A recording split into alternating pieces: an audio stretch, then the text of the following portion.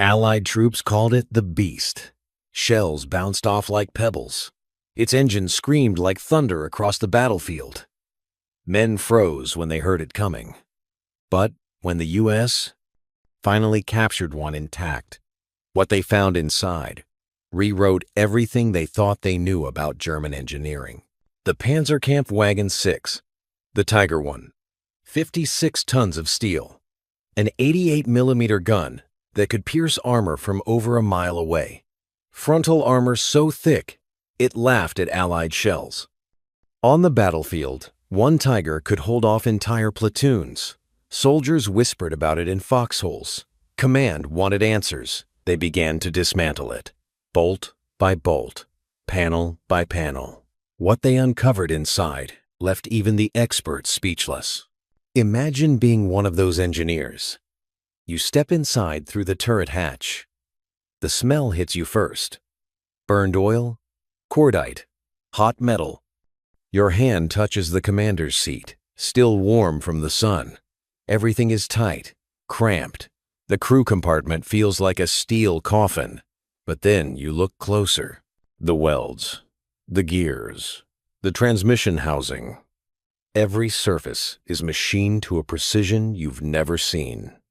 No rough edges, no shortcuts. This isn't mass production. This is craftsmanship. They started pulling it apart, and that's when the problems began. Every bolt was custom-made. Thread patterns varied between components. You couldn't just swap parts. Each piece was practically married to the machine. The transmission alone required a crane to remove. 8 interlocking gears, each one a small miracle of metallurgy, and each one a nightmare to replace in the field. Compare that to the Sherman. American engineers designed for replacement. Bolt breaks? Use a standard wrench. Engine fails? Swap it in 20 minutes. Train a mechanic in a week. The Tiger required a master technician with specialized tools. It was a work of art. But art doesn't win wars. Logistics does. They ran it. The engine roared to life. All 700 horsepower of it. Magnificent. For about 40 minutes. Then it overheated. The Tiger's Maybach engine was a marvel, yes, but it was also a glutton. It consumed fuel at a terrifying rate, roughly 2 gallons per mile on roads, worse cross-country.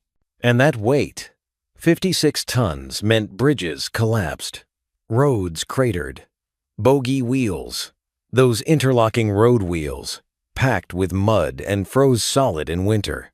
Crews spent hours with blowtorches just to move. One engineer wrote in his notes, "Engineered for perfection, built for failure." The armor was thick, almost too thick. Front plate, 100 millimeters. Impenetrable to most Allied guns at range. But that thickness came at a cost. The final drive, the mechanism that transferred engine power to the tracks, couldn't handle the stress. It failed constantly. Tigers were often towed off the battlefield not because they were destroyed, but because they broke themselves. Germany's greatest tank was its own worst enemy. The engineers stood back and realized something profound. This wasn't just a machine. This was a nation's philosophy, forged in steel. Brilliant minds, extraordinary skill, and a fatal belief that perfection could overcome reality. But that wasn't the strangest part. The Tiger wasn't just a weapon. It was a mirror. Germany in 1942 was a country running out of time, out of oil, out of factories that hadn't been bombed. They couldn't build 10,000 simple tanks, so they built 1,000 perfect ones. Every Tiger was a statement. We are superior. But superiority doesn't matter if you can't field it, if you can't fuel it, if your crews abandon it because they can't fix it under fire. The engineers saw it clearly now. The Tiger wasn't designed to win a war. It was designed to prove a point. The Allies learned. They didn't try to out-Tiger the Tiger. They outproduced it. Out-maintained it, out-thought it. Reliability beat perfection.